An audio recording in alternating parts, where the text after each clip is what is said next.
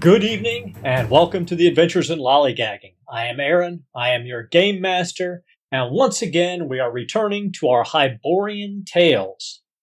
This season we're going to actually be using the new Monolith rule set of Conan, the Hyborian World. If you missed Session 0, you should definitely go back and take a look at it on YouTube. You'll get to see how all the characters are put together. But this is going to be our first actual session where we're going to dive into the mechanics of the game. So we'll be taking it slow because this is the first time I've been the Game Master for this game, since it's not even officially out yet. And this is obviously the first time all of my wonderful players have played it. So we'll take our time, we'll work our way through the rules. We might make some mistakes, and if we do, feel free to make comments about it, point them out. I'm always happy to learn where I've utterly failed. So, sit back, relax, and hearken to our tale.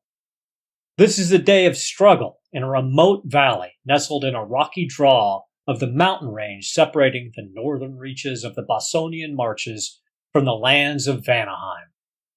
All seems peaceful as the war crow flies above, seeing farms and sheep pens dotted across the wide fan of land at the mouth of the valley. The sound of the Thunder River is a distant rumble, muffled by a line of deep forest that divide it from the valley.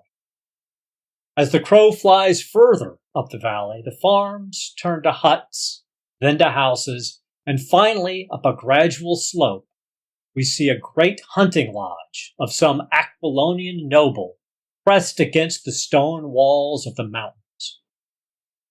Then, the pre-dawn peace is shattered by the guttural cries of barbarians as they burst from the tree line and into the mist-shrouded valley, torches and axes in hand, bellowing one word: Bloodraven.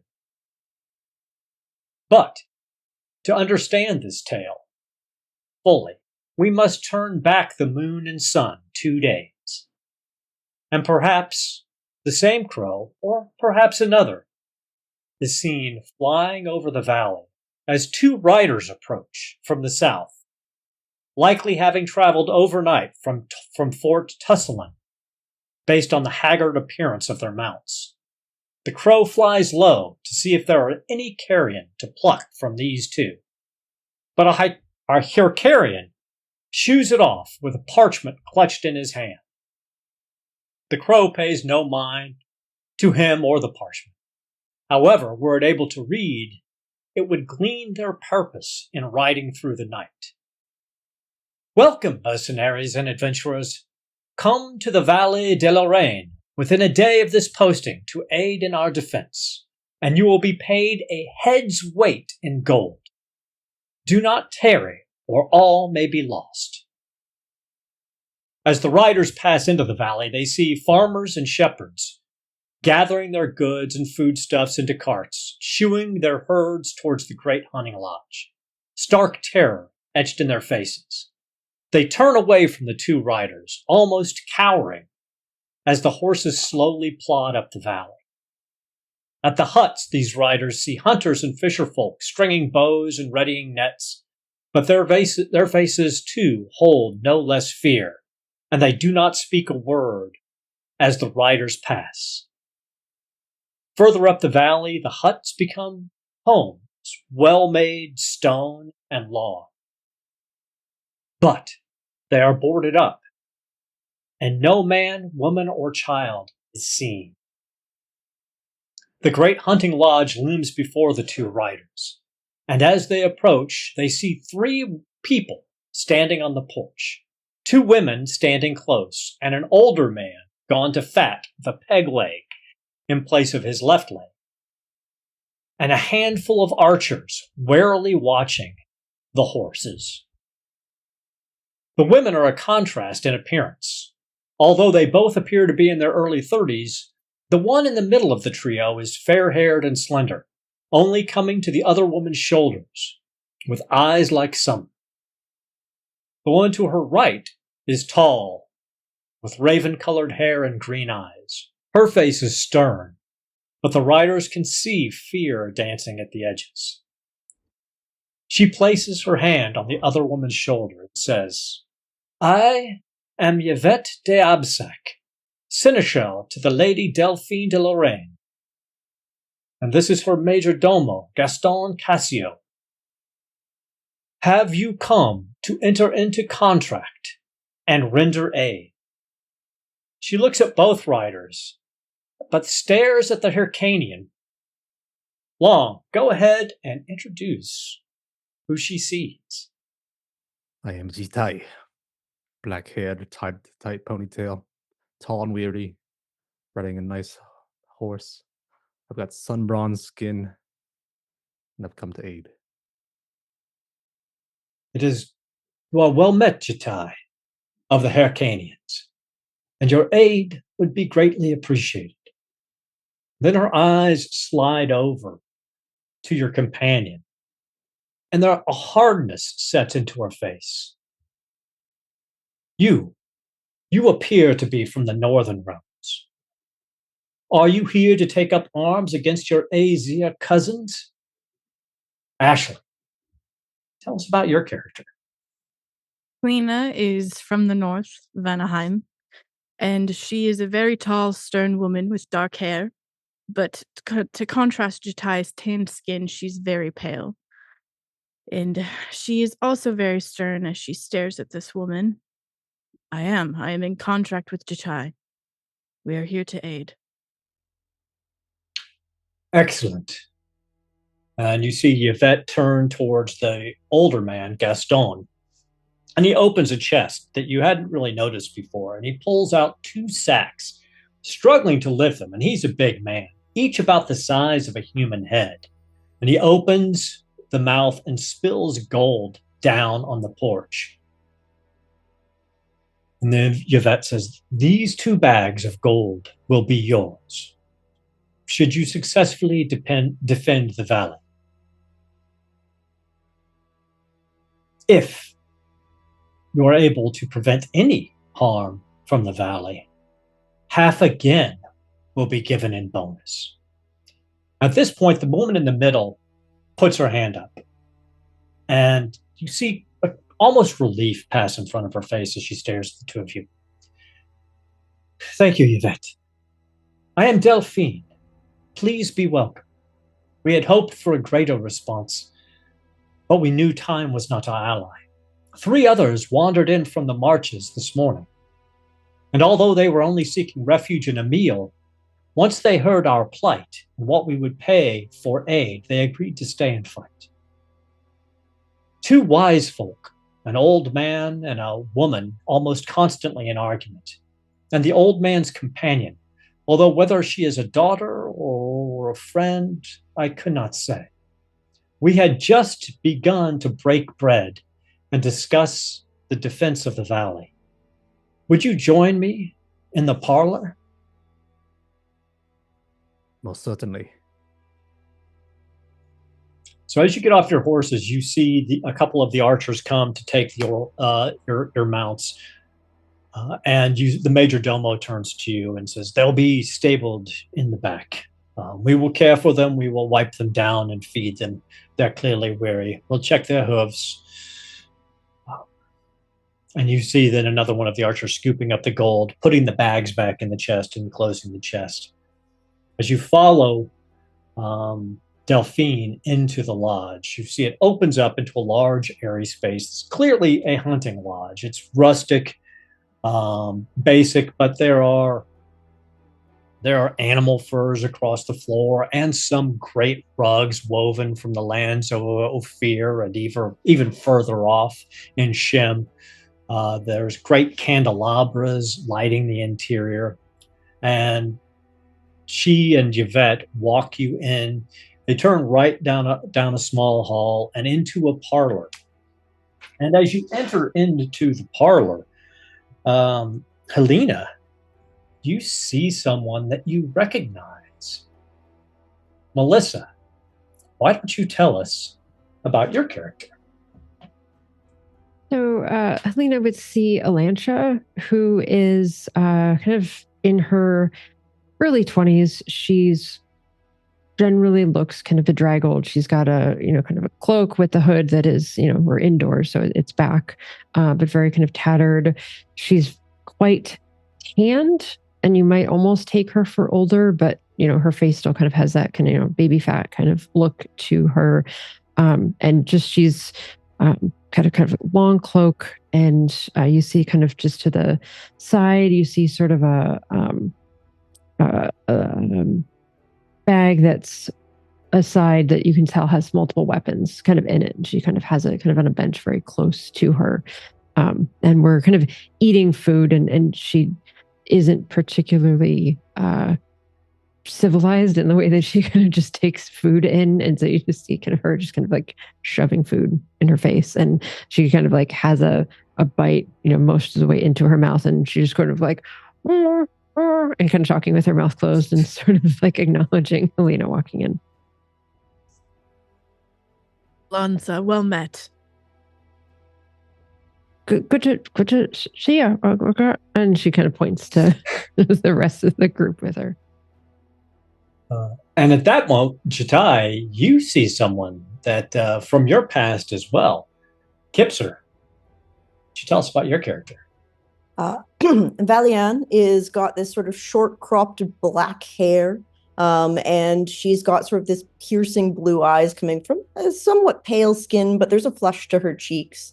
And she's wearing this almost merchant-like sort of green shirt with brown trim and little dangly bits of gold from her ears and necklaces, and little sort of circular tokens just on little chains coming from different parts of her clothes.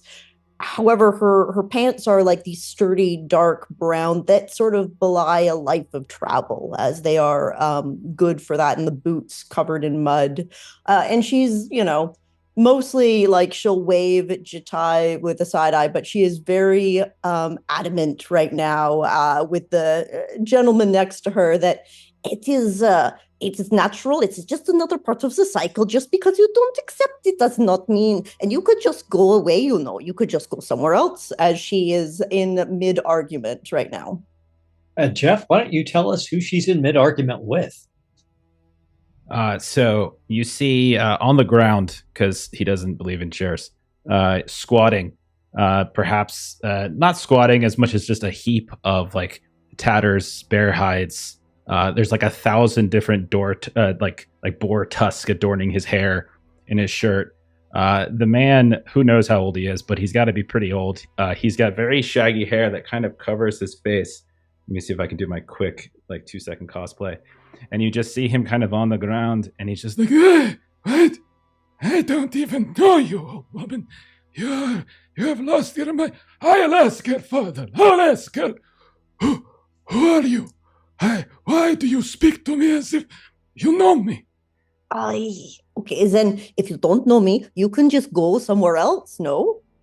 Well, that is true. I go where my father sends me. I don't know why you take such animosity with me. You strange woman. You have the smell of... You will not stop following me. I am not following you. You are following me. I am truly not. You seem a mad woman. You were a madman. You have lost father. Your marbles, and you still won't stop I agree. Me. She makes statements about me that are untrue. I agree. I don't think they are untrue. Stop talking to your weird spiritual whatever I can't see. The two of you, and you just see Elantra break like a bun or something that she's eating, and she just gives half to each of them. Will you stop? Thank you. I started it. And she'll eat. Just in mouth. What? Pure words. What? Do you have any for my brothers and sisters? All this again. Just split it. Huh? Okay. They do not like the bread. They prefer the herbs and the plants and the meats, but I shall feed them. Yes. And then you'll see him chew on it, and then I'm like, here you go. And he'll just offer it to absolutely nothing, and then he'll pull his hand back and eat that part too. And Elantra will just look over to Helena. and kind of like another greeting, but it's a little less enthusiastic and a little more like kind of shrugging, like. And Delphine looks a little askance, but beggars can't be choosers when it comes to help. She goes, yes, well, since you seem to at least somewhat know one another, please come in. Where to begin? I am of a noble family from Tarantia, and I have taken up permanent residence here for reasons of my own. But as you saw coming through the valley, we have no warriors. It's a simple village, hunting, fishing, farming. But several days ago, one of the hunters who goes far up into the mountain passes spied a force of Azir raiders coming down the Thunder River. Normally, they pass on further into more southern lands to raid. But one longboat pulled up, and a force led by who we've come to believe are the Bloodraven brothers peeled off and began to make their way towards this valley. It's the only place they could possibly be coming. The hunter made his way quickly back, relaying information from hunter to hunter. They tried to rouse a few of the picked tribes in the area, but we have little hope that they will be able to actually stop this force. We only hope that they may be able to delay them. I fear that they make their way to this valley because they've heard of the riches here in the lodge. Or, worse, they've heard that I am in residence. And Sigurd Bloodraven may wish to take me and force marriage upon me, force children upon me so that he can claim birthright to the noble houses of Aquilonia. And that's why I put out the call.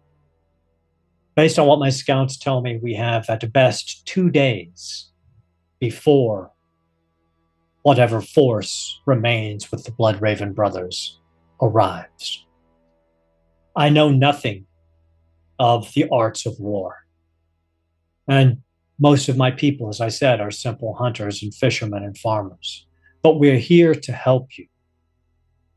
Tell us what you would have us to do to prepare for the fight to come, and we will assist you. And if we are victorious, the pay, as I've said, is a fortune for a mercenary. And at that, the meeting kind of breaks down a little bit as everybody starts discussing what they might be able to do to help prepare the village. So mechanically, what we're going to do is each one of you will have an opportunity to decide what you would like to do to help prepare the village and the valley to deal with this. It could be scouting, it could be training the forces of the people, it could be, but imagine, this is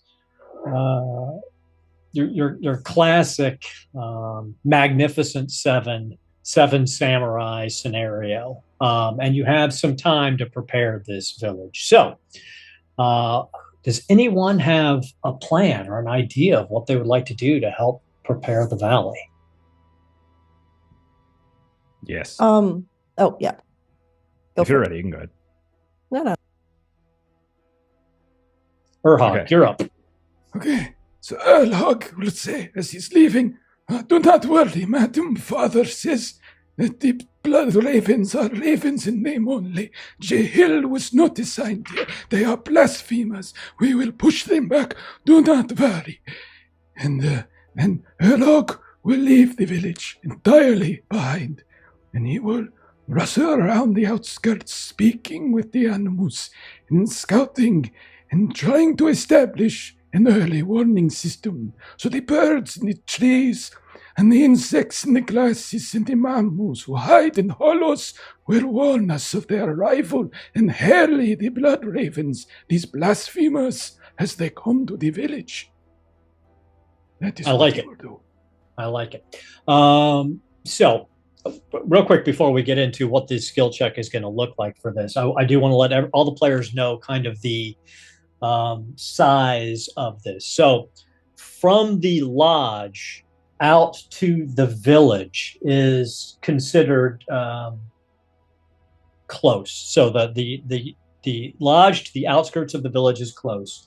From the lodge to going through the village to the outskirts of the farms is considered a medium distance. And from the lodge out to the edge of the forest is considered a long distance. And what that means mechanically for everyone is if you're close distance, to move through a close area, it takes 2 movements.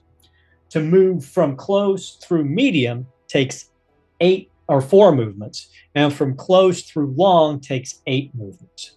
So anyone coming from the forest, hoping to get up into the edge of the lodge would take them 8 movements, or for the most part, 4 turns.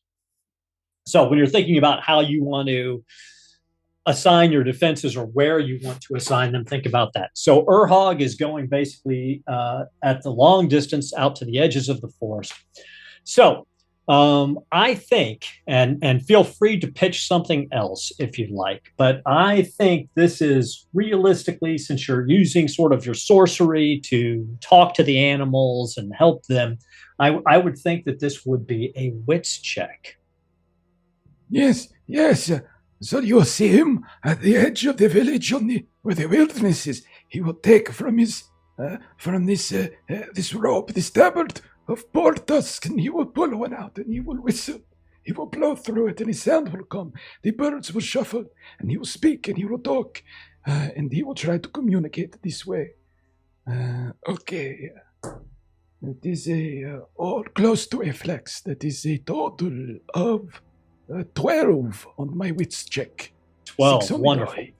So the way this game works for people watching at home, when you're doing skills check, there's different DCs for it. So if it's an easy skill check, it's 4 to 6. If it's moderate, 7 to 9.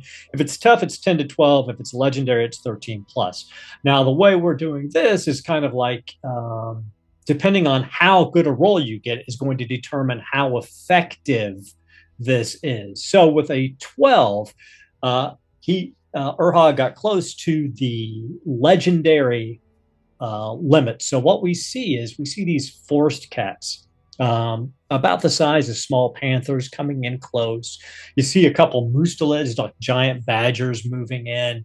You even hear sort of the roar of a bear in the distance. And you see crows, a flock of crows land on the trees, and they all appear to be listening intently to Urhog. Urhog, what do you ask of the animals of the forest? Brothers and sisters, Father has tasked us to defend this place. This place is under siege, or soon will be, by blasphemers against Jibul Sog. So please harry them, delay their coming to the village, to allow these humans to pester them with arrows and their spears, so that they might move more slowly to the source of the leadership here. This is what Father says to do. Yes, please, oh please. And in response, you hear a chorus of growls and yowls and caws. And at first, it's very discordant. But then, moment by moment, it becomes more coherent. And it almost sounds like a song, or perhaps the wind. And then the animals pull back, and almost seem to disappear into the forest. But you know that your message has been taken. Thank you, my cousins and my brothers, my sisters. Thank you.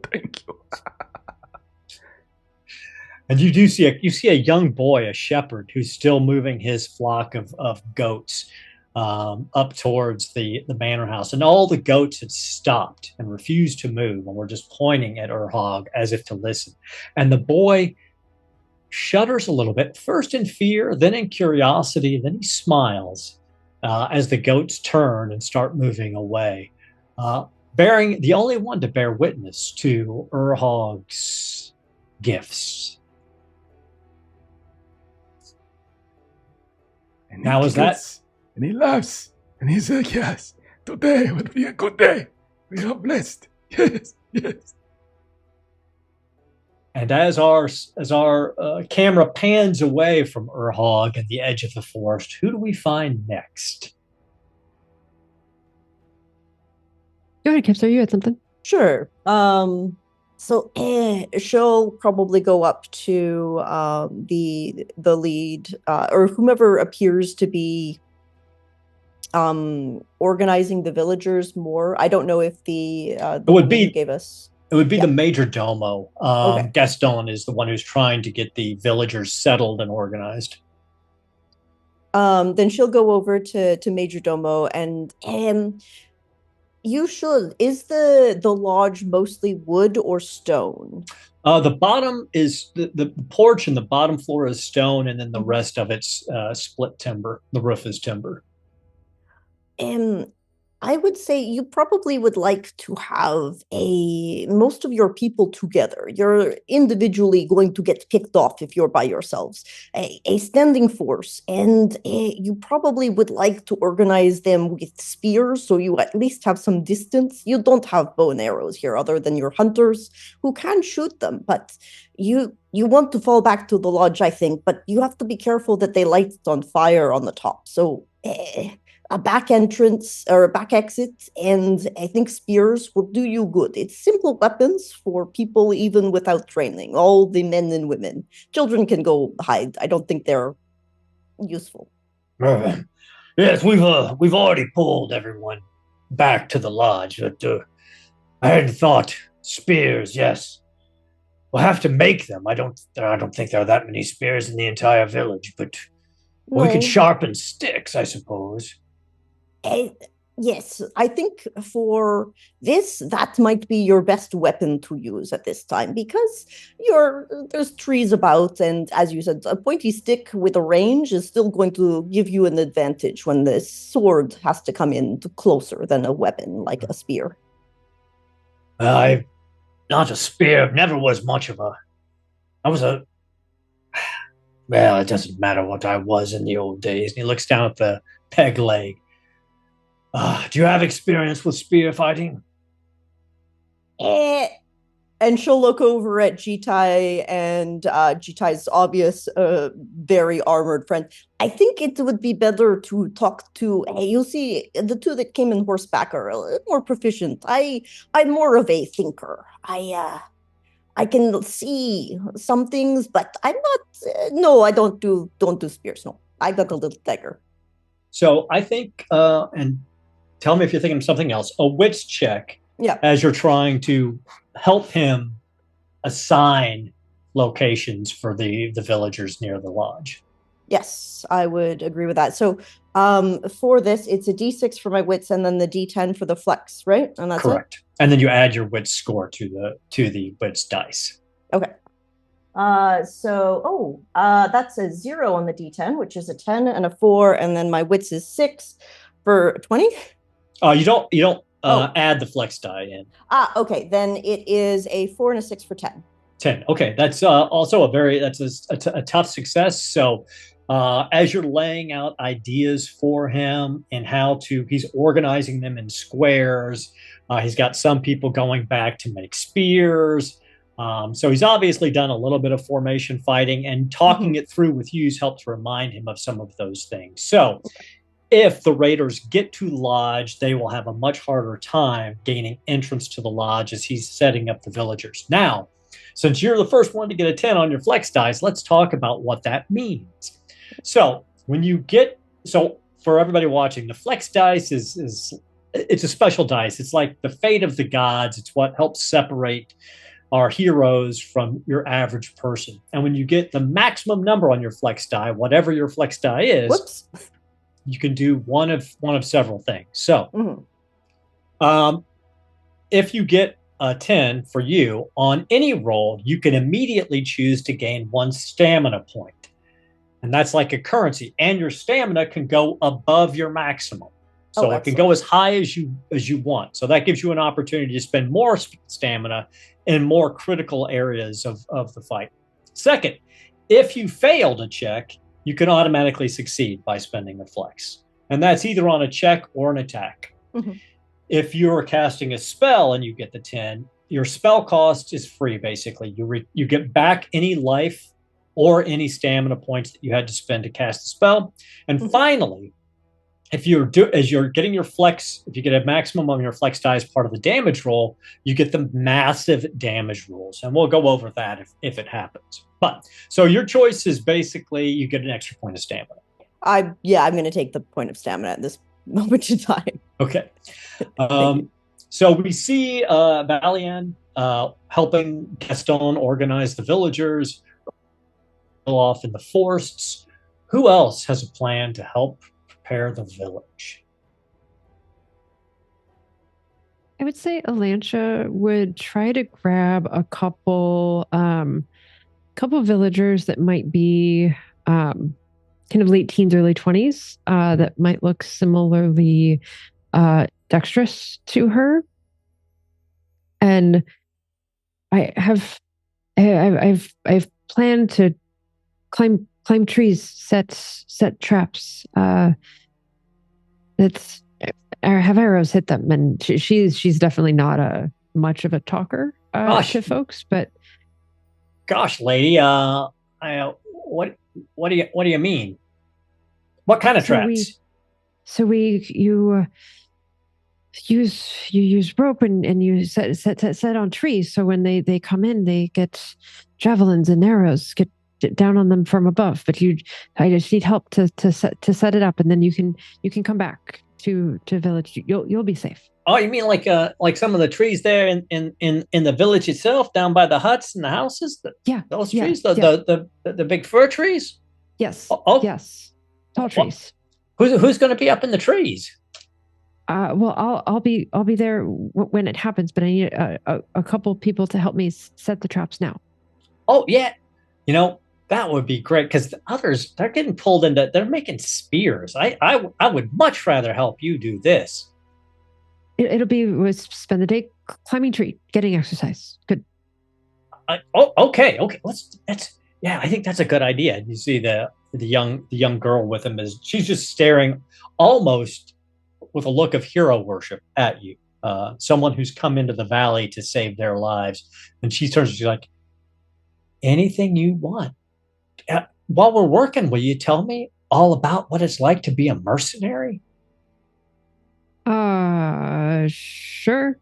And like she's used to being looked upon, with the exception of, the group she travels with, she's used to being looked upon by strangers a bit askance and with judgment. And so this is uncomfortable for her, and she's dirty and, where do you come from?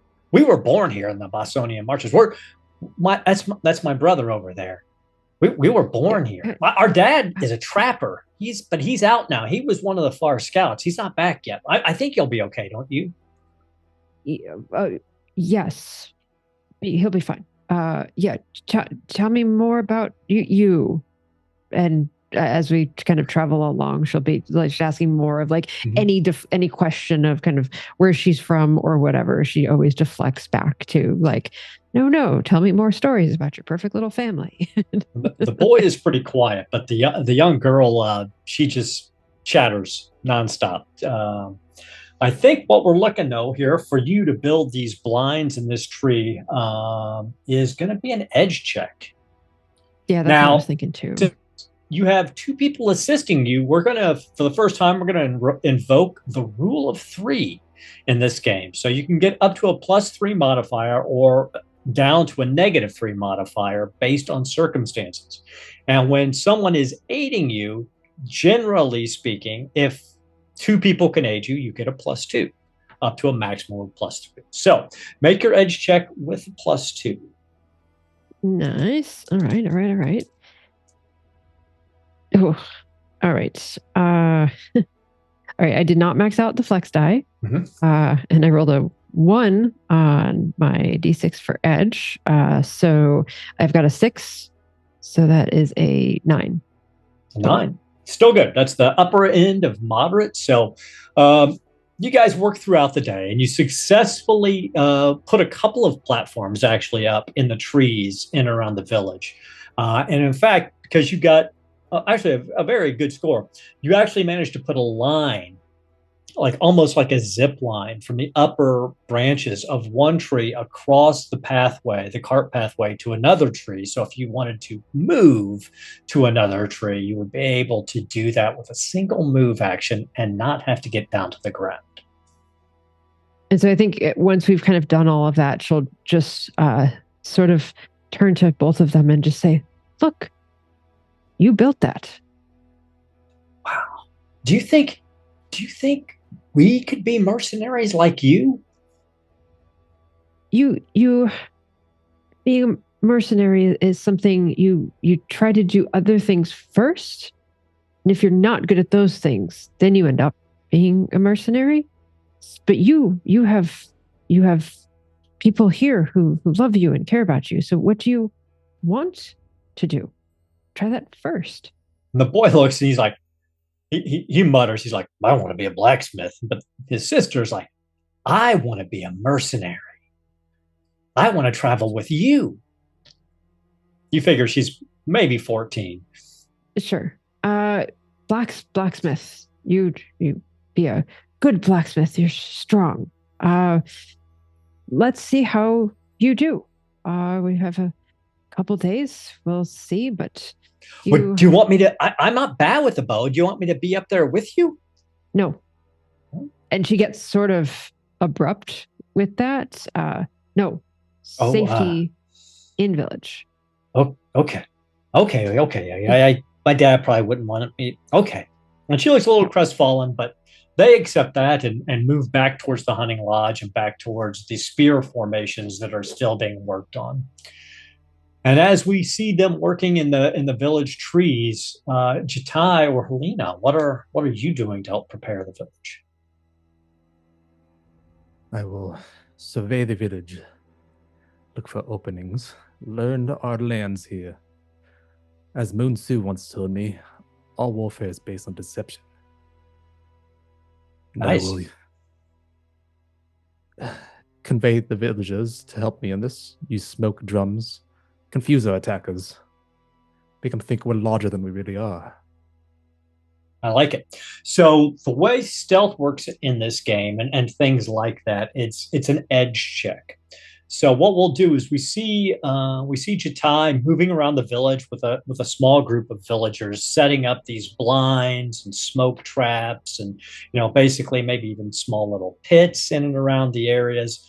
Go ahead and give me an edge check with a +3, because you've got enough villagers helping you throughout the day or throughout the couple of days to do this. And how far out are you extending these obfuscations and everything? Through the farmlands and the village, or just in the village? I'd say just in the village. Okay. That's where most of the numbers are. So my edge is 6. All right. So you roll that, then add your edge plus, and I believe that Jatai has a D8 on it for his flex die. Is that right? That's right.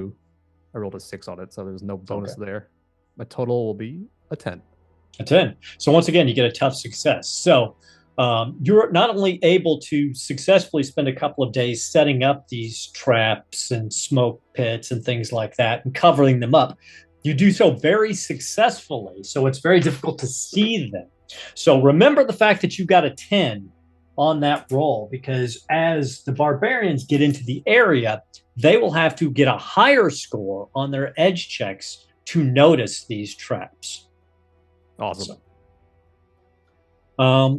So as Jatai is making his way with his group of villagers throughout the village for the next couple of days, Lena, what are you doing to prepare the village? Lena knows her people, and from where we are in the village, she can predict where they will break out of the forest. Probably in 2 different corners to flank the village, with some forces coming from the main way. And so she'll take the time to, and maybe a few villagers as well, to help. And she's going to dig some pitfall traps just with some spikes for them to impale themselves on. And part of what they do is because they're doing this along the edge of the farmland, there's some big chunks of like moss, and so they will do their best to save that and preserve its natural shape, and they'll use that to help cover the pitfall spots, versus where all the shit and everything from the animals are, to try and lure them to go that way. Wonderful.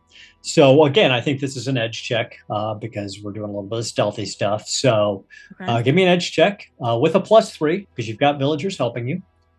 Okay. Edge is not my greatest, so let's see. So I did not get anything on my 10. I got a 5 +3 +3. So an 11. 11? Yeah. So 11. that's a tough success. So remember again your score of 11 because that is the barbarians will have to beat that score if they are able in order to try to discern the pit traps before they fall into. So we spend a couple of days. We see a montage of all of this work going on and the villagers making spears and preparing and, the farms being completely shut down. Where do we find our heroes within the village or within the area? Where are you setting up to deal with these barbarians? You don't have to be together, but where do you think you're at? I would set up at the edges of the farmlands so I can see at a distance. Okay. Be on my horse. So when they arrive on the horizon, I'd be able to shoot them. Nice. So if you're in the farmlands, you will be at a medium distance from the forest. So well within bow range. Or obviously and with a mounted attack, you can also remember you get a +1 with melee attacks, and because you're from the steppes, you don't suffer the negative from archery, correct? Correct. Excellent.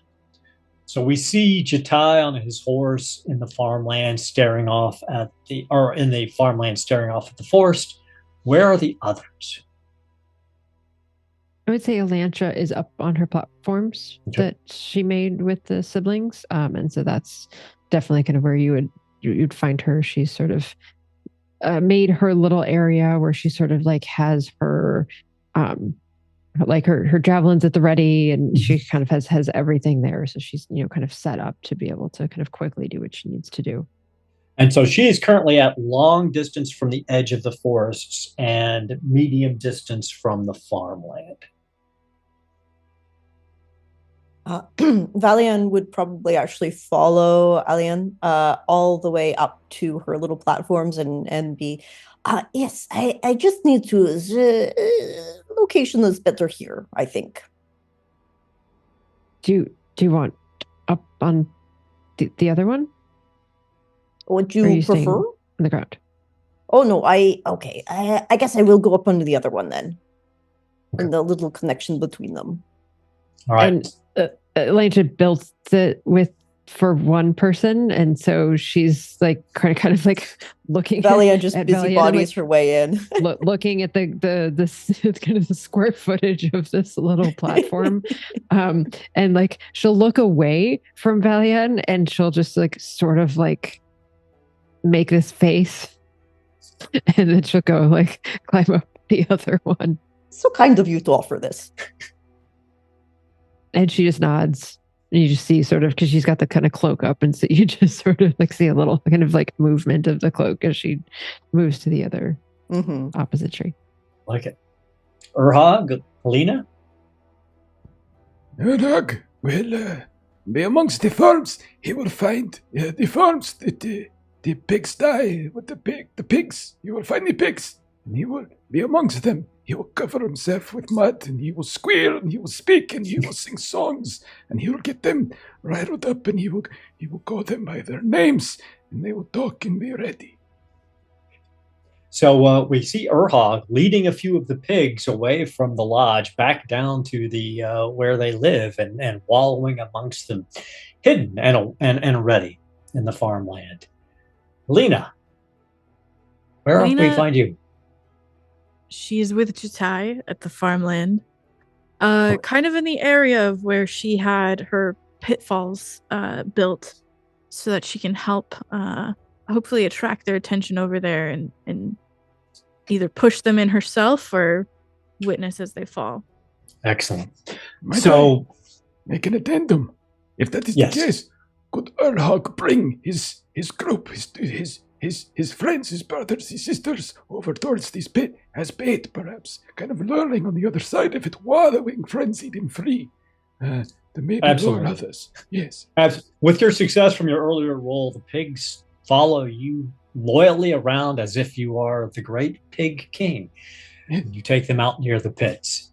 I could only be his servant. Return to that moment as the barbarians burst from the trees, axes and torches in their hand, bellowing the name Bloodraven, and spreading out as they approach the farmlands with obvious intent to pillage and destroy. It looks like maybe a dozen. As you look at them, they seem a little younger or older than you were expecting, but they move with purpose. What I need now is everybody to roll initiative. So this is an edge check without your flex die. Flex does not come into account here. 9. 6. Also 6. Also a 6. Right. Got an 8. Also an 8.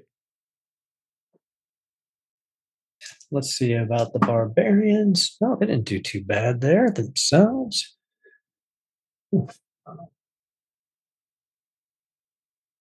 All right. Let me get everything set up here. So as you're coming down, as they're coming out, we see first, you're the first one to notice them, Alansha, as the barbarians break cover and move towards the farmlands. They're still at, like I said, a distance from you, but they are moving quickly.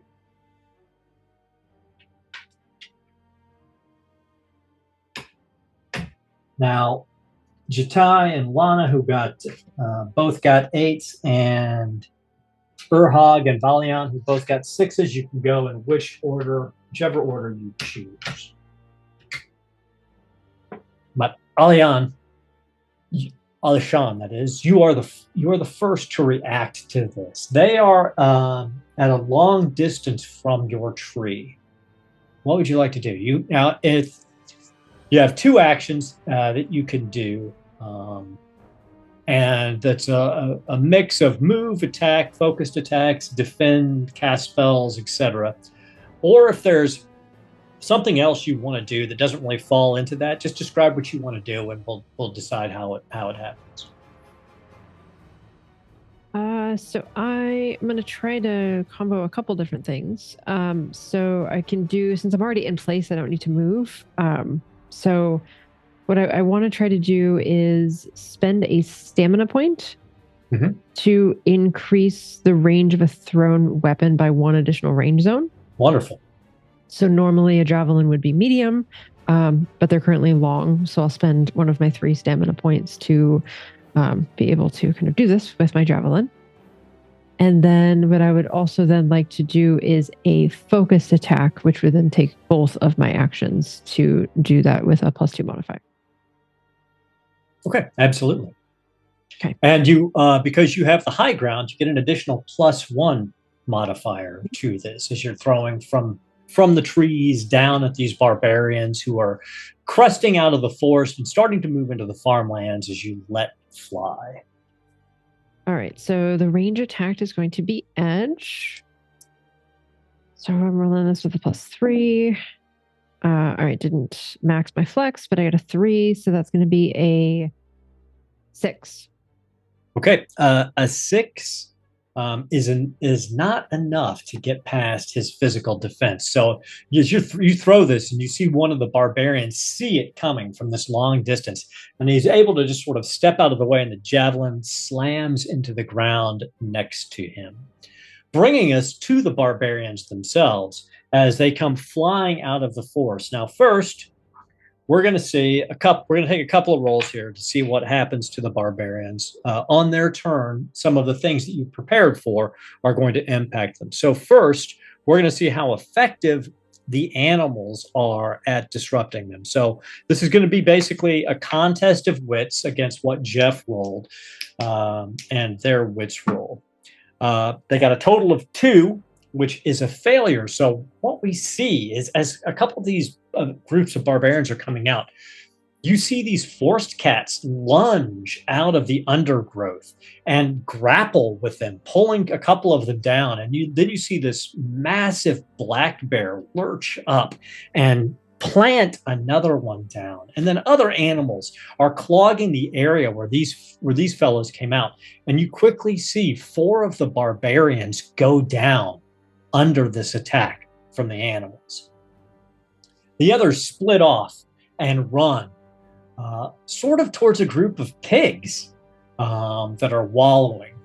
Let's see. So their edge is there. So for behind the scenes, their wits was a D6 with a value of 1. So they were not that bright, but their edge is a 4, also with a D6. So let's see. So they got a 5 on the die for a total of a 9. However, Helena got an 11. So we see another group of this barbarians race off away from these insane animals, still screaming blood raven, but now their eyes are a little wider as they come and they fall into these pits. Helena, roll me a D4. A 1. A 1 plus the difference of your contest. So a total of 3 barbarians fall in. You hear their blood-curdling screams as they are skewered on these pikes. You even see one bloody hand reach up over the lip of the pit. And she stomps on it. Before a hoof comes down and crushes it. And he falls back into the ground. I believe everyone else's traps are a little further away, but you've already done for 7 of these barbarians. As we come to Jatai, mounted upon his horse, you still see probably a half a dozen moving out of the tree line, scattering more now because they're afraid of the animals and possible pit traps, but they have not been caught by either. Your kin attacks again, but we will not lose. I'll blow into a little bone whistle it had that does a little high-pitched whistle to alert the village. Let them know we're being attacked. Okay. And I'll fire off 2 arrows. All right. Let's see. I've got a longbow, so it can hit at a distant range. And yeah, they are long. They're at long range from you now, so you're well within your distance band, and not too close to be hampered by the close range restrictions. My origin gives me +1 to range damage, and Born in the Saddle gives me +1 to attacks when mounted. Okay, so it'll be your edge plus +1. Rolled a 2, so that's an 8 + 1 is 9. A 9 is enough to bypass the physical defense of one of these barbarians. So go ahead and roll damage. The bow does D8 + 1. Rolled a 5, so that's 6. +1 for your bonus damage, right? Yeah, so 7 total. 7 total. So you're not able to get past his threshold, but you do hit him. So the way minions work in this game is they have a threshold, and if you exceed their threshold you kill them outright. If you don't exceed their threshold with 1 attack, you hit them, and then with the subsequent attack they die. So this one, you see this arrow go into this barbarian's chest. You see blood burst out of his mouth, but he keeps on his feet as he continues to move forward. And then the second arrow comes flying after for my second action. Okay. The same target or a different target? Same target. Okay. This time it's an 11. That is definitely a hit. And you don't really need to roll damage because he automatically. So you see him, these two arrows sticking in his chest. He drops. Blood just pouring out of his mouth. But then he staggers and gets to his feet, almost as if the barbarians have some force of will that keeps them on their feet past death. But he doesn't look very good. That brings us to Helena. You saw Jatai just sit straight in his saddle and fire off two arrows, dropping a barbarian to his knees before he staggers back up. Okay, and the ones that were near me are in the traps, or were there more? There's a whole group that are in the traps, but you're still at basically medium distance from the barbarians. Are you on horseback still, or are you not on horseback? Helena would not be on horseback. Okay. So if you are close to the pits, then yes, they are at close range to you. If you're back towards where Jatai is, they're at medium distance from you. Okay. Yeah, I did say that I would be closer over to the pits. So yeah, they're moving there. So they move into close range. And actually then, before you go, sorry, I misunderstood. As they move into close range, a couple of barbarians are going to attack you. Okay. Because they got to go first. They just weren't able to move far enough to get at anybody else. So you see two barbarians running towards you with their battle axes raised as they prepare to swing down at you. They've got a might of 4, and they're rolling a d8. We'll do these separately. Got a 6 on the die for a total of a 10. Does that exceed your physical defense? Okay. I believe so. I think my physical defense is a 6. Okay. Yeah. So this axe comes cracking down at you. Do you have any armor? Yeah, so I have 5. Okay. So this axe cracks against your armor.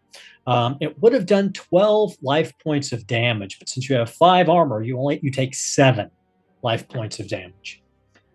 And then the second barbarian comes around to the side, swinging at you. Now, normally, if you're outnumbered, I would probably have given them a +1 to the attack because it's hard for you to fight 2 people at the same time. But I'm going to let that slide for this first combat, and we're going to just kind of, ease into it. He comes around with his axe and gets a total of a 7. Is that enough to get past your? Yeah, my physical defense is 6. Okay, so and as the first axe cracks against your shoulder, he comes in on the opposite side and hits you in the hip, doing 8 points of damage. So only 3 points get past your armor, but you're bloodied as these 2 barbarians face off against you. But that does bring us to your turn. And just kind of wielding both of her axes out at her side, as they wrench their weapons from her, she just laughs. And as she does so, she just has this big, huge grin on her face, and she turns to shout back at Jatai because he made a comment about her brethren.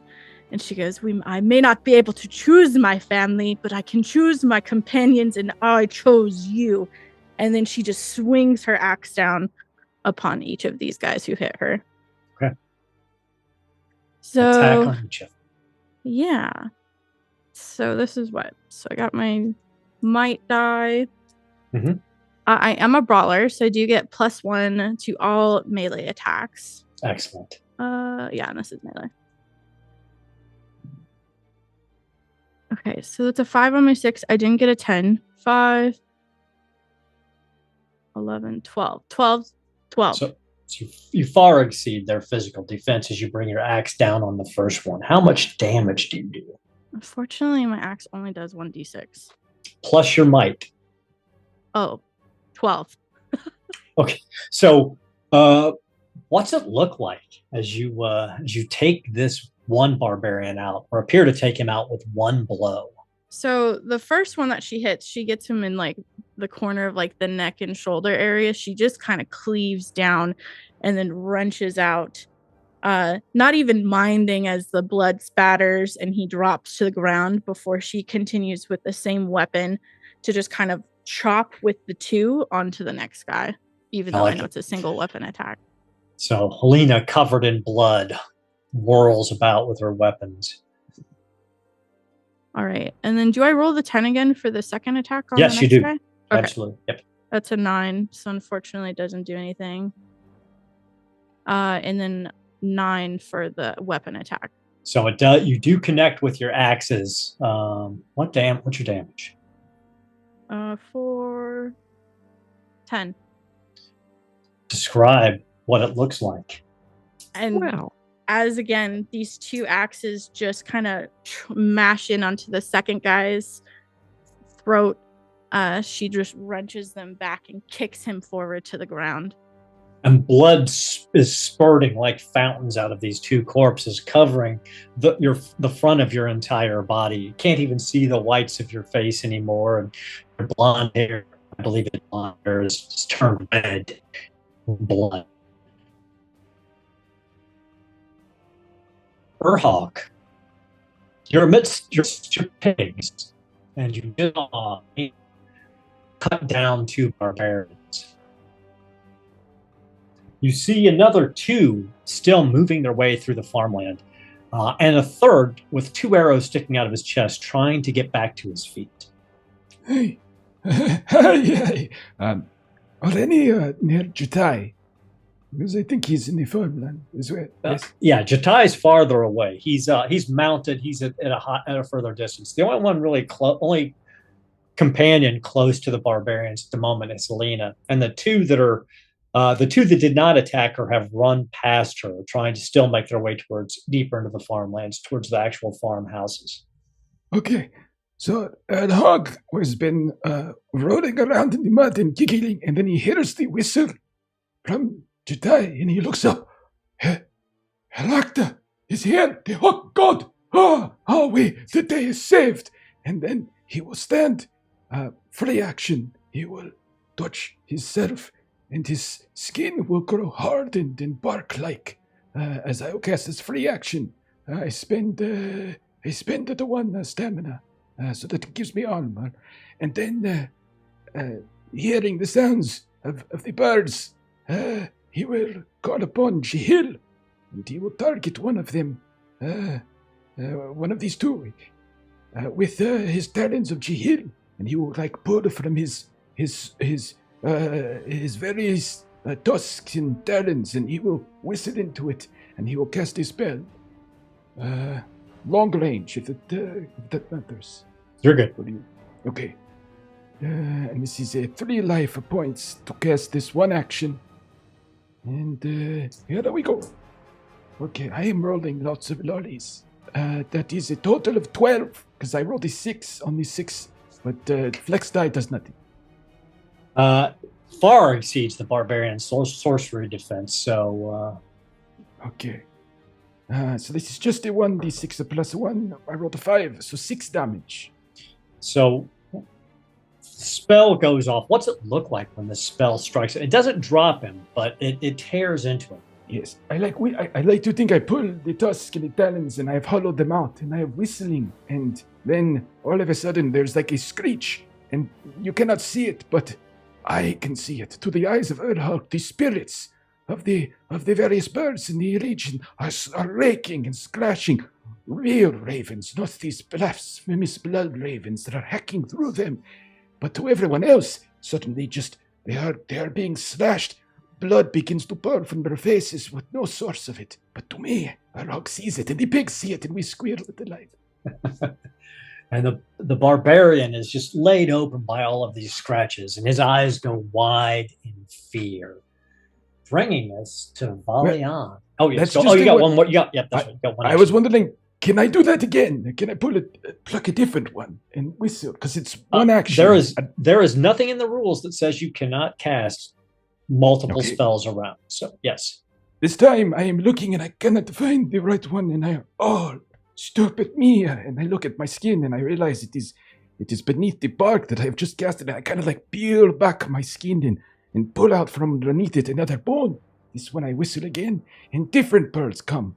And I will try once more. I am rolling great on my d6s. I am rolling shit on my flex. That is 11 on my sorcery attack. So again, these spiritual birds strike at the same individual? Yes. Okay. No, I go with the same one. It is another 6 damage. I rolled another 5.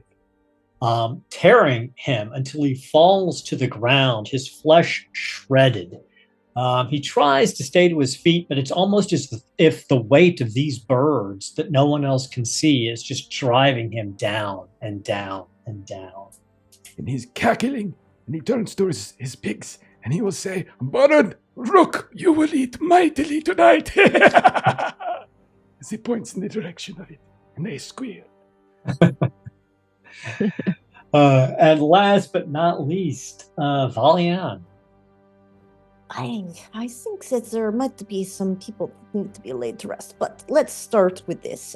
She's going to try to tap. She's got a short bow, so she'll pull that out and try the one that Long hit twice that fell down and then got back up again. Is he within long range, or is he still too distant at this point? From where you are at in the village, he is at long range. Okay. So I'm going to try to tap him one more time on a long-ranged attack. And then that is a 6 on my d6 and a 6 on my flex. So flex is nothing. And then that is my edge. So 11 to hit. An 11 does hit. Great. And then I will do 1d6. Oh, nice. Another 6 plus 1 damage for 7. 7 is excellent. And this other arrow sinks deep into this guy's chest. And again, he staggers, but doesn't quite fall. I was worried about this. Okay. Aliana, you're okay by yourself? Yes, I know you miss me greatly, but I think I have to go touch some people and let them feel death as they should. I'll survive. Oh, okay. Well, I know you cry when I go. And she's going to use her second action to start moving towards some of the barbarians. Okay, so you move out of the village and towards the farmland with your one movement. Bringing us back to the top of the round. So what we see, actually, is the 2 or 3 remaining barbarians, including the one who's been pincushioned by arrows, they hear a horn blow in the forest. And they quickly withdraw back into the tree line.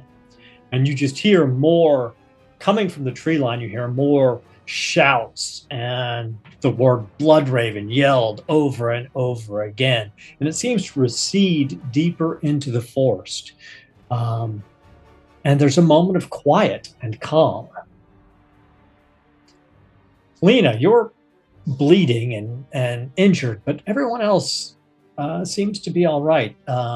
So behind the screens, just a little bit mechanically, so people understand what was going on with those barbarians, is when you kill a barbarian, they get to make a grit check, difficulty 8. If they succeed, they do not drop dead immediately. They get to take their actions the following turn before they automatically drop dead, and any additional damage does not kill them.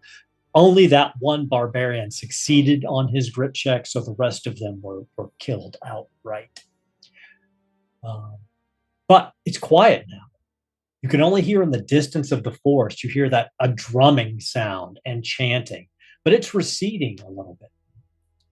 It's still early morning. Just now, the pre-dawn mists have burned off and the sun is just now cresting over. What do you do? Urhag, what do your companions say about where they're retreating to? Oh, what the pigs were with me, I must go to the forest and ask. I call a bird and see what they are here. But look, and he points to Jitai. A locked surface here. We are safe. It is not a concern. But we can follow if you wish. Yes, we follow them to their nest and we tear them asunder. We should. I agree. And she'll wait for Jatai to come over as well. And because her intent is to kind of like follow into the forest and see what's going on. And as you guys are gathering together to make that trek, the lady Yvette and Gaston come out, and they're like, you see them coming riding down. They're actually in a small chariot drawn by a couple of horses. We heard them withdraw. We wanted to check and make sure you were all right. It looks like you were able to stop them. It feels like a false victory. Do not let your defenses down yet. Anybody who... Oh, go ahead, sorry. I don't imagine their pride would allow them not to come back. Anybody who wants can give me a wits check to try to get an idea of what might be going on here. Yes, I will. I am rolling crazy good on my D6s. That is a 12. Oh, a 12? Okay. Urhog, you've lived out in the Pictish wilderness and the Bossonian marshes, and you've seen these kinds of raids throughout your lifetime. You've seen the Azir and the Vanaheim, and the Hyborians even sometimes come down through the mountains to raid into this area and raid further south. And it's not uncommon for the leaders of a raider's band to send their youngest or oldest warriors against a location first to try to see what sort of defense measures there are, to trip up as many defenses as possible. See the root. And come back a few hours later. Yes. So you said to Dina, yes, they will return, but the ones that will come back will be stronger. They send their cubs first to trip up the traps, and then soon they will send the mama bears and the papa bears, and they will come descending down. Yes, but do not worry. They will be easily felled. We could take the fight to them. We could find their cave. We could slash them. I am sure in the forest. My friends, my brothers and sisters will help us. Yes. Or we could stay here, of course. In this place with its stench.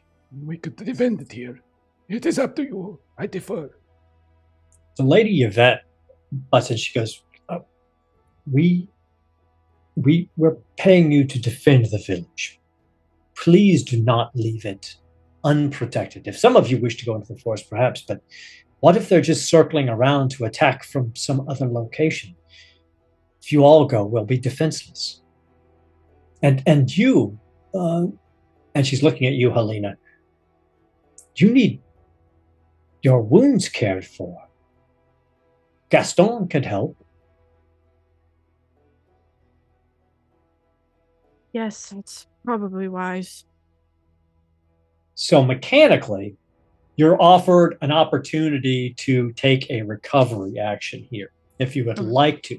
Now, if you choose to go off into the forest, you won't get this opportunity, but if you stay in the village, you get a recovery action. Yeah, I'll take the recovery action. So mechanically, what a recovery action is you get 50% of your total life points back. Not what you lost, your total. So you lost how many? What's your total? I'm at 33 out of 43. So 43 is your normal, so you would get 22 life points back. Yes, I'm just back at max. And you get 1 stamina point back. Nice. Or 1 stamina point. So if you didn't spend any stamina, your stamina, once again, can go over your total maximum. Perfect.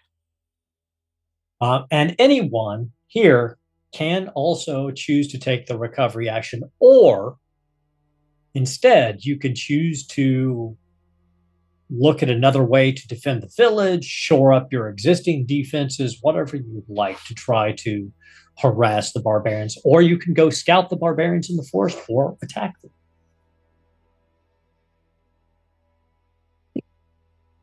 Elantra would say, we made traps. You dug hole. I set traps. We make them useful, yes? We Yes, I won the think we opening can- encounter. Fix some of the traps up if they broke while under siege. Best not to follow them into their lands. It's unknown. We've only set up in the farms in the village. Wait for them to spring the traps, and then we attack them all together. They probably know our positions. We should switch it up. Add some tripwires or something like that between the trees. Make that harder terrain for them to traverse.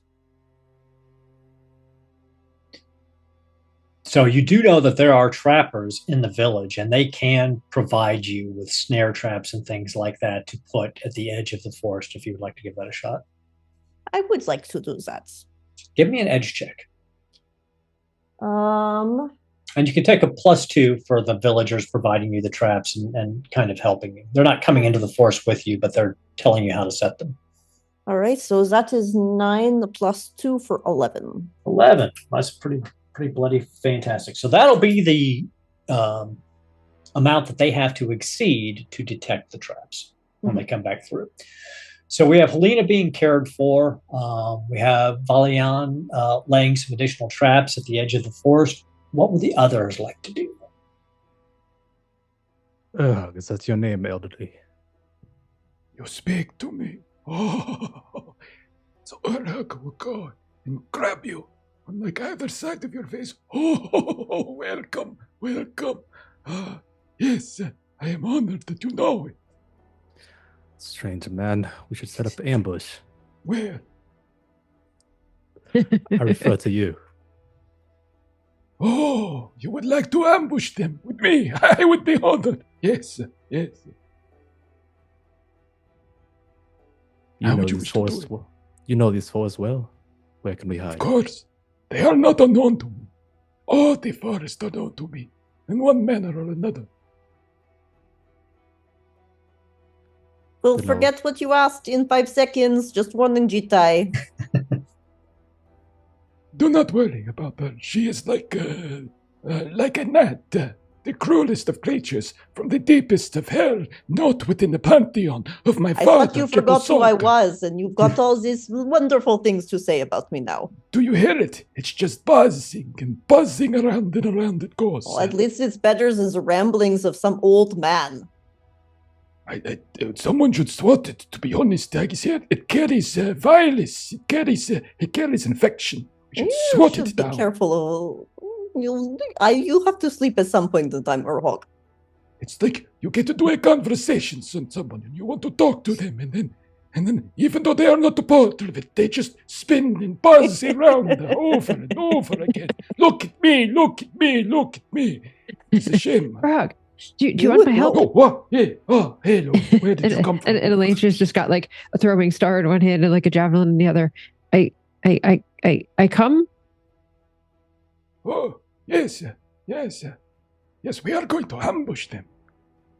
Okay, I don't know can't how move yet. I can't move my trap. I put them in trees. I can't move them, so I come with you. Yes. That is why staying in one place like these villagers, not smart. One place cannot move. Right? But if you are always mobile, they can never find you. And you just see at this Elantra, just for no particular reason, just like climbs a little like pillar that's around and like jumps across and like climbs back down. Always moving. Yes. So yeah, you say, Jitai, you say. What do you want to do?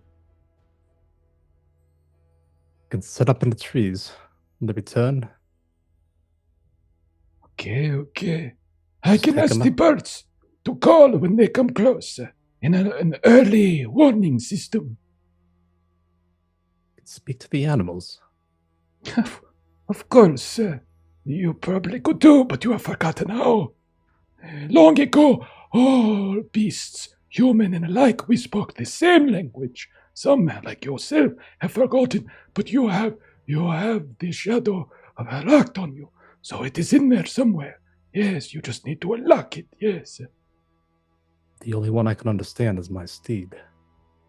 Oh, and Harak will put a hand on the steed, and he wants to tap into his innate ability to assess the animal's condition. Does Jedi treat it well?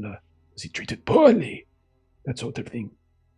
As you tap into this, you feel great contentment and wellness and affection from the horse, as much as a horse can feel towards a human, towards Jatai, almost as if the horse considers Jatai an extension of itself, as someone who should always be with the horse.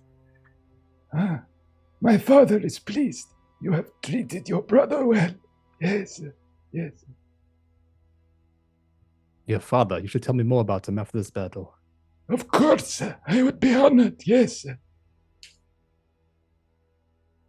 So we see the three of you moving towards the forest line, the first line of trees. So I think what we'll see here is Urhog would be making a wits check to communicate with the animals to find the best place for an ambush and to set up this early warning. I know this sounds like I'm lying. I rolled another 6 on my D's. I rolled a 1 on the flex die, if that makes you feel any better. I'm like, it's just one side or the other. So that's another 12.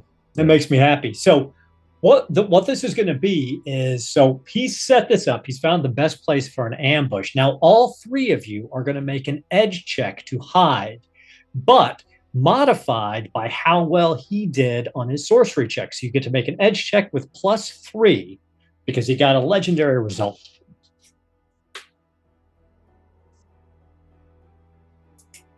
Right, and I forgot earlier because I'm from the streets. I actually get a +1 to all edge checks and attacks. So I had forgotten about that. So this edge check, so straight from my end, I've got a 10 plus whatever we get from Urhog. +3, so 13. Oh, 13. You're right. I messed up. I have a +2 because I have my From the North bonus. I get +1. And then Brawler, I get a +1 to melee attacks. Right. Hey, So I'm good to remember. Good call out. Yeah. Taking these new characters out. Exactly. New rules, new characters, I love, that's what the whole thing about this entire first adventure sort of is to try to, get the legs of the combat more than anything else. Okay, so Melissa got a 13 on her hide check, basically. How did Urhog? 9. I am old. It is not easy for me to hide as much. I feel like Elantra, Urhog thinks he hides, and then Elantra, just sort of comes up and just pokes him. I say, just scooch a bit. And he's got 1,000 tusks and bones on him, and so he's constantly Just, rattling. sticking You out. hear him coming from a mile away. Elantra, give me another edge check. Okay.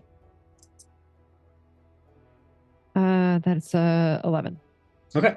So by Elisha coming over and helping to reposition Urhog a bit, we're going to put your score up to an 11, +2 to what you've got. As we see Elisha get back into her position and completely disappear. Urhog, even with your amazing senses and the animals helping you, it's almost impossible to see where she went to. Miss, Jatai. Where did you go? I cannot find you. I'm nervous. Have you gone to the underworld? I rolled a max, so 12 for me. Does that include the +3 from Urhog? Oh, not included, so it'll be 15. 15. All right. You guys are well hidden. So some time passes. Helena gets bandaged up, is feeling better. The blows were less severe than you thought. I mean, they crushed against your armor pretty well. There's going to be some bruising and some aching and pain, but the penetration was actually pretty light, and the blood, your own blood, is minimal, though you're still covered in the barbarian's blood. Only a short amount of time passes before you hear growls and howling. And a pack of wolves is driven out of the forest in front of another group of barbarians. These look a little hardier. Men and women in their prime moving in with axe and torch. So, once again, everybody give me a edge check for your initiative. And give me a second here.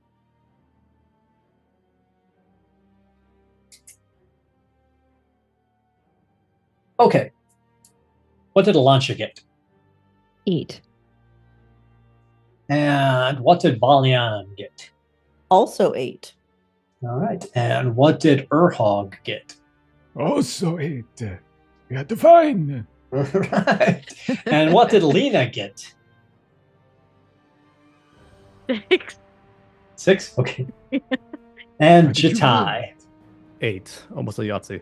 Oh my gosh. Should we roll initiative? You guys are. Lena is possessed by a demon. Oh, look at her. So I slow. let you guys down. I'm She's so sorry. slow to move. And the rest of you all at the same time. Sorry, I'm setting up my physical initiative tracker here. Oh. Had to pull this out from Let's see. storage. This, along with my new Norse Foundry dice, makes me smile, the physical stuff, though. Awesome. All right. Nice. So what we see is these wolves go out first. Now, Urhog, Jatai, and Elisha, you are hidden. So you can deal with the wolves, or you can try and deal with the barbarians who are right behind them. It's up to you. If you want to try to spring your trap on the wolves, they will get to try to detect you. And if they fail, you'll get a surprise attack. If you want to let them go and have others deal with the wolves, and you want to deal with the barbarians, you can spring your trap on the barbarians. I would assume barbarians. Yeah, let the wolves pass, give them a false sense of security that it's clear. Okay. You get a jump on them. So you see these 5 wolves burst out of the forest, moving into the farmland, being driven by this group of 6 barbarians behind them. Now the barbarians, we're going to see, roll their edge check and see how they do. No, we're not. We're not going to do that at all, because even if they max out their edge check, they cannot get a high enough score on their edge roll to detect any of the 3 of you. So what this means is, and since you all got 8s, this does not count as your attack, your turn. This is a surprise round. So you each get your normal 2 actions in the surprise round before the actual round starts. Since you all got 8s, in any order, Alansha, Jatai, Urhog, you see these barbarians running out of the forest beneath or beside you from your vantage point. Would you say these are in medium range? No, they're At close least? range. They're close Okay, range to you now. I mean, they're. You Alansha, do not will even use have the to move. javelin. I mean, they're going to literally run right past your positions. So See a javelin just come flying out from a bush. I like it. Give me your roll. That is a 12. 12, definitely. You see the javelin flies true and is going to strike him. Go ahead and roll damage. 6. 6, does that include your might score? No, it does not. Thrown weapons also get your might added to it. 9. 9. And since you're attacking from a surprise position, I'm going to give you a +2 for that, for an 11. So you exceed this barbarian's threshold as this javelin goes in. And he staggers. And this blow, it pierced his lung. And you literally see the javelin sticking out of his back. He staggers, but he does not fall. You have And one you action don't left. see any. Can I do the same thing again? Since I didn't have to move or do Yes, anything? You Okay. can. And am I good to grab another javelin and throw Oh, it? yeah. Okay. All right, I will do that. I roll a 10 on the flex die. Nice. So are you throwing at the same guy, or are you throwing at a different Same guy. Just Okay. looking to take. Just take out. mechanically, I'm going to remind you that when you get a death blow on these barbarians, if they succeed on their grit check, they get to act in the next round, regardless of how much additional damage they take. okay. And you believe this is probably what has happened to him. Okay, then I will go for a different one. I will. Sorry, I'm just looking for what I get for the flex. So You would get an Well, let me see additional if I hit stamina. first. Yeah, let me see That's if I a- hit first because I Oh, you had rolled a rolled it. 1. Oh, okay. So let me do all the math on the hit Mhm. first. So that's a 9. A 9 is a hit. Okay, perfect. All right, then I will do the massive damage. That's on your damage roll. So this is you would get +1 stamina. Out of this. Oh, got it. Yeah. Okay. And make sure you're Cool. rolling your flex die when you roll damage too. Roll your flex die for the attacks, damages, and skill checks. Okay.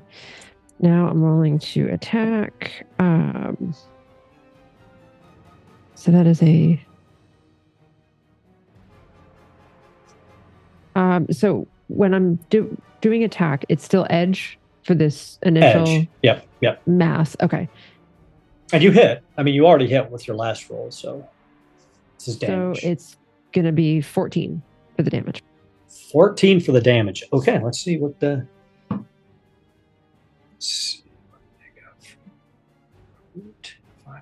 So the second javelin pierces through this second barbarian. And again, I mean, it's a perfect shot. And it goes right like through the side of his chest. And you figure it's got to have nicked his heart. And he staggers, but stays on his feet for a couple of steps going forward. Correction. Sorry. Mhm. It's a 7. It's a D6 plus might plus eagle-eyed. Mhm. And I added edge in, so it's 7. 7. Okay. sorry. But you threw a javelin, so you get to add your might in. Yeah, I did that. Okay. Yeah, it's a 7. 7 +2 for it being from distance, so it's a 9 in total. So that's not quite enough to get past his threshold anyway. But he's definitely hit. That brings us to Chitai or Urhog in this surprise round. I'll jump out from behind the tree and slash the barbarian in front of me across I the like chest it. with my scimitar. Is this against the one that was injured by Alansha, or is it against one of the other 4 barbarians? Let's do one of the others. Okay.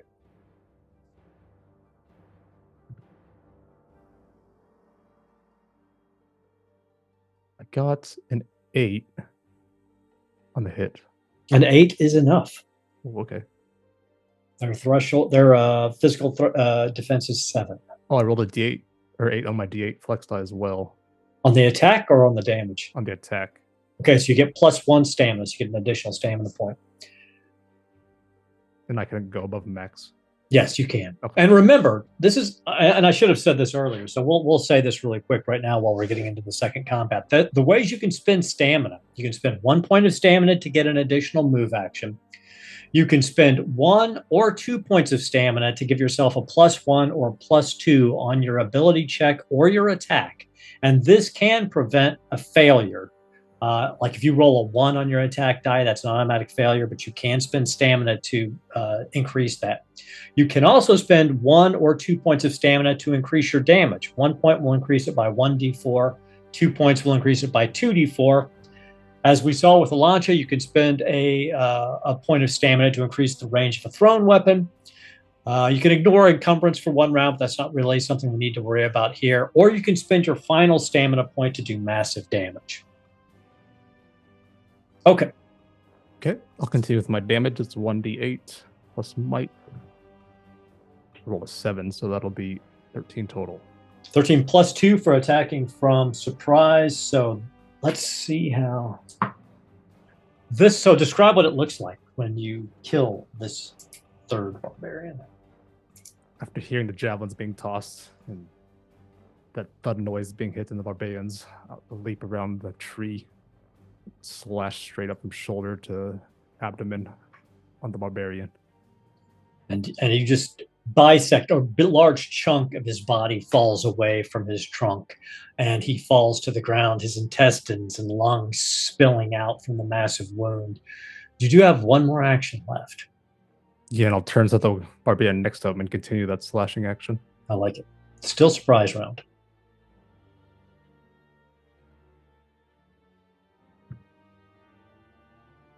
That's another 8. That is a hit.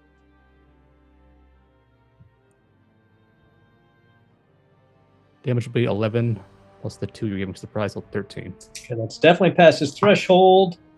And describe what it looks like when this second barbarian falls to your blade. Continue the motion of the downward and turn it up this time. So this one's from his legs up to his throat. And you carve right through his right hip, and his leg just sort of dangles and comes out, and his intestines blow out with it. And the two bodies just fall to the ground.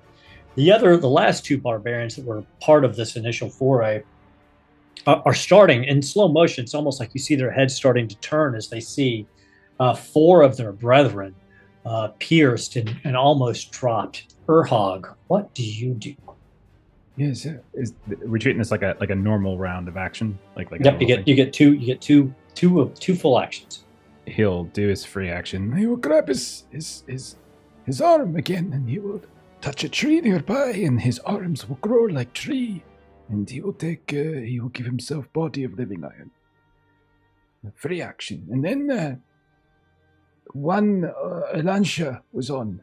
Looks still to be vigorous and full of life, so he will pull out one of the tusks, and he will blow into it, and he will see if he could help his niece. Right. Yeah, okay. That is a total of 9 this time. Not a great roll. Easily past their sorcery defense. Okay. And then, here we go. And then the damage. Okay, the damage is only 5, but I rolled a 10 on my flexi die for the damage. So that is the massive damage rule. So what is it's a D6, so that's your base damage is 6, plus the 5 you rolled, 11. Yeah, so it's so it's D6 plus 1 is the damage. Yeah. Yep. Okay, so 12 points of damage in total. And describe what it looks like as this barbarian drops. So he sees his younger niece over here fighting, stabbing her quickly. I'm like, oh, there she is. Oh, I lost track of her. And then, through his vision, he sees a very large hawk come down and just rake away and lift the skin off the back of its neck.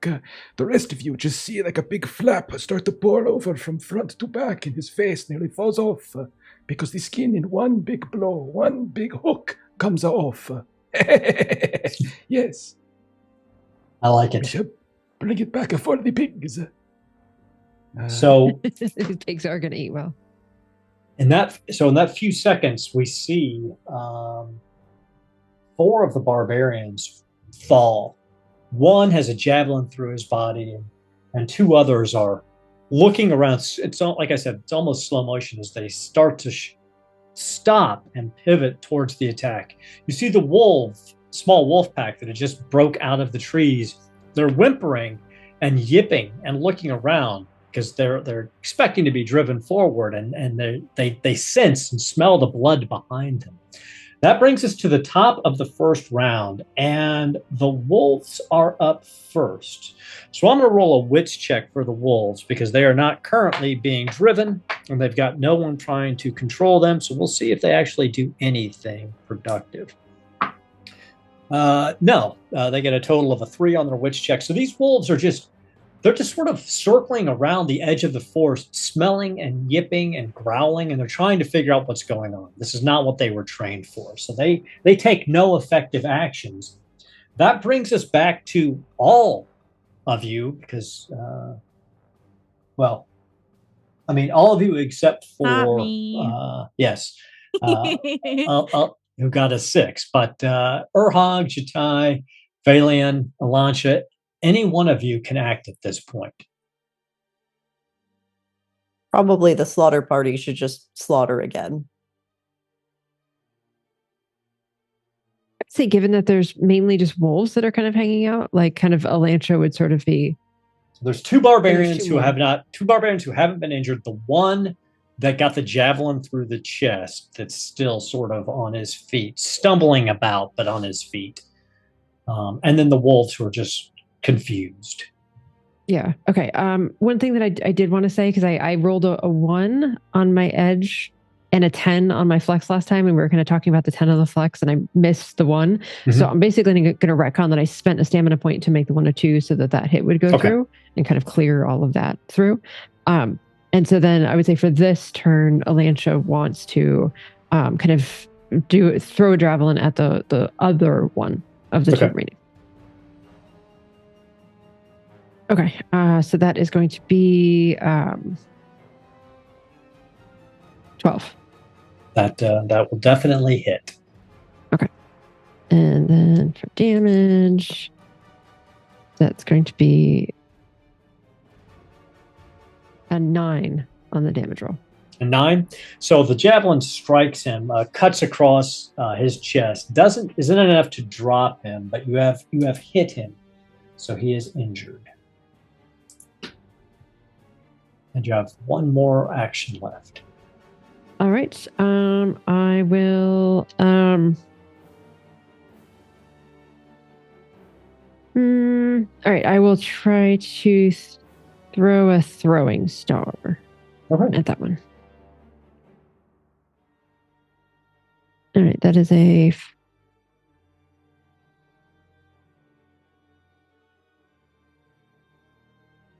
13.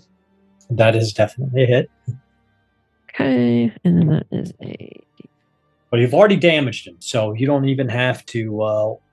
you already hit him, so he's will automatically drop. Yeah, that's why I switched to the throwing star, just for trying out And what's it look like when you kill him? Because he does not get a high enough grit to stay on his feet. Grit's going to get on his feet. So I would say he was sort of kind of getting a little bit wobbly, but she goes like throwing star to the Achilles to just like take out his ability to move even any further. So yeah, you slice through his Achilles tendon, and he's trying to take a step, and he topples over, and his head cracks against a stone on the forest floor, and you hear the sound, and you know it's like an egg cracking, and you can almost smell the stench of a brain. You've smelled it before as it begins to ooze out of the cracks of his head. And then there was one healthy barbarian and one with a javelin through his chest. Come, Blood Raven, let me teach you of Jitai, the eastern winds. Ooh, 8 on the flex die with nice. 10 on the hit. 10 on the hit's enough to hit, so you get another point of stamina. Now, I will tell you guys, remember this. After, when you go into like a full respite at the end of the adventure, your stamina resets back to whatever your base number is. So if you've got extra stamina, you should spend it. I'm not saying we're close to the end of this adventure yet, but I just wanted to point that mechanic out to you. So you definitely hit. You've got that extra point of stamina. What do you look like in damage? Oh, 8 on flex again. All right, so that's massive damage roll. So what is your damage die? This is a D8. A D8. So that's your base damage is 8 plus a D8 plus your might score. My roll is a 9, so add flat 8. Okay, 17. Total. So let's so describe what it looks like. I'm standing over the corpses of his 2 brethren. And all of a sudden I dash to the side. Thinks I'm running away. But I give a whistle, and my steed comes running towards me, and I hop on it and circles the barbarian, slashing him multiple times in a circle. Nice. Death by a dozen cuts as he just kind of disassembles in front of you. And your horse at the end just sort of side checks this corpse as it falls over. There's the one barbarian left with a javelin through his chest. This is another turn, so I'm going to... If he goes down, he goes down. And then, of course, the wolves, who are just kind of mulling about. Who would like to take the next action between Urhog and Valian? Valian. You can go ahead. Sure. I have acted before. You have not done nothing. So Valian is probably with Helena in the farm village, I presume, is where you're at right now, Ashley? No. I'm not sure. Yeah, so they're in an ambush position. So you guys, depending on where you were at, I mean, you can put yourself anywhere you want as long as it's not in the forest line right now. Yeah, like we figured if they were in the forest and ambushing from the back or flanking, then we would probably have been in the village to get the frontal. So can we see maybe the tree line with the wolves in it? I mean, you can see the tree line, but if you're in the village, you're at a long distance from the trees. Oh, okay. So if you're in the we would if you're in the probably been in farmland, the you'd be in the farmland. medium distance. Farmland, sorry. Yeah. Then we would probably be in the farmland. Okay. So I have an idea, but it's not quite mechanically, I think, all there. So if I use Chilling Presence to try to scare off this pack of wolves that are no longer being dictated at by the attacking force, can I just try to get them to... I could use an action to move, and then Chilling Presence, I think, is a free use to try, and then I can just try to, like, scare them off? Because the Chilling Presence states that the temperature drops will be noticeably uncomfortable for most living creatures, not just people, creatures. So what we'll do is first action, move. I'm going to go ahead and have you make a wits check to intimidate these wolves, but your chilling effect will give you a +2 to the roll. All right. And if you succeed, they will flee. What you get? 1. You can use stamina to make that 1 a 2, and then if the total exceeds their sorcery threshold, you would still affect them. That sounds like a good idea. I think I'm going to use stamina to make that 1 a 2. Okay. So with wits, that is an 8. Okay, so what's it look like as you approach these wolves and they scatter back into the forest? So Valian goes from being like a normal, you just the flush in the cheek, to suddenly it drops away. It's almost like she has hypothermia with the blue around the lips and the eyes and the fingertips, and the temperature around her, though isn't cold enough to freeze water, is uncomfortable for any. And maybe, Helena, this might be the first time you're experiencing this because we just met. It becomes uncomfortable for all living creatures within range of me, I suppose. And just that unnaturalness is alarming, like fire to wolves. And they scatter back towards the woods, disappearing amongst the trails and pathways. Urhog, there's one barbarian gravely injured by this javelin, and the rest are bodies at your feet. Yes, he will. How close? At touch range? Yes. Okay. All of you here will see Urhog kind of go to his, almost go to all fours for a moment. He's got his spear in one hand, and you hear him just snarling like,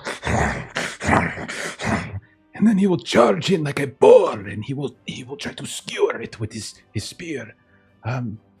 I'm going to use focused attack as well, so it's just the 1, so I can get the extra modifier. +2 to hit. Yes, exactamundo.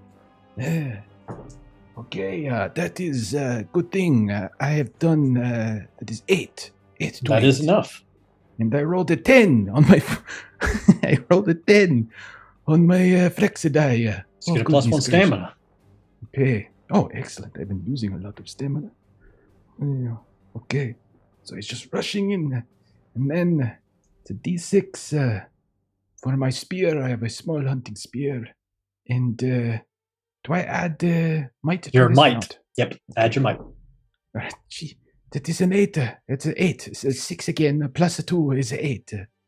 So your spear goes right through this barbarian's chest, out his back, and then as you pull back, he just sort of slides limply off the end, dead at your feet. And he's just snarling. And then all of you hear a hunting horn. The 3 of you in the wood at the edge of the woods see 2 figures approach. One, a man easily 7 feet tall, with a long braided beard, wearing the pelt of a great ice bear. And behind him, a man even taller, reaching near to 9 feet in height. Both of them carry massive battle axes, and behind them are arrayed a group of barbarians. But the one with the bear skin cloak on holds forth a sign of parley that all in the region recognize. And he says, I am Sigurd, Blood Raven, known as the Frost Giant's brother. This is my brother Fjord. You have fought well. It's not often we encounter warriors worthy of respect. Certainly not in the soft regions of the south. Here they choose civilization like youth chases a maid. Forgetting it is civilization itself that dulls the sword's edge and the warrior's wits. But you all fight like true barbarians. I would not see you die over a place as pointless as this. I offer you safe passage. If you leave now, however, if you do not, we will raise this place and bury you beneath it. What say you?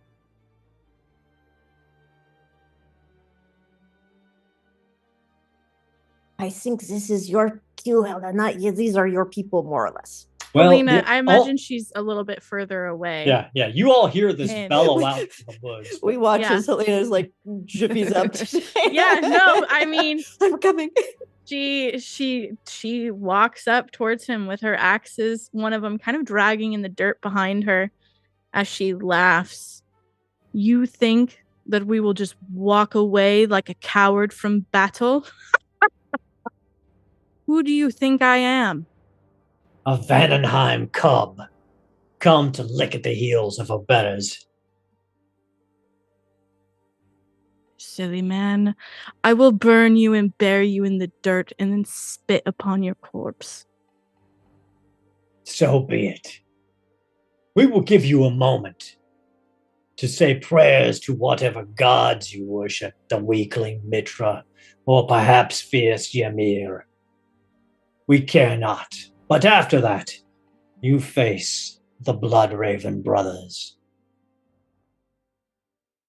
Okay, so join us in 2 weeks as we see how our new mercenary band faces off against the Blood Raven brothers and their last squad of barbarians as they try to save the Valley of Delaraine. That is all I've got, Jeff. Yeah, so it's just a quick couple things. Streaming schedule. We've got Saturdays, Call of Cthulhu. Monday, we're playing my game called We're in Danger. Tuesday, Kipster's running us through some Hardwired Island, Cyberpunk Millennials. Thursday, we've got Legend in the Mist. Alternating Fridays, Magnus Archives. And I would be remiss not to mention huckleberryrpg.com, where our good friend Steven has been busting his butt to get this Western cinematic horror action game together, and it's coming to backer kit in October. So you should grab it now. That's Thanks, it, everybody. Fantastic. Thanks, everybody, for sticking around for our Hyborian Tales. See you in a couple of weeks. Bye. Bye. Bye.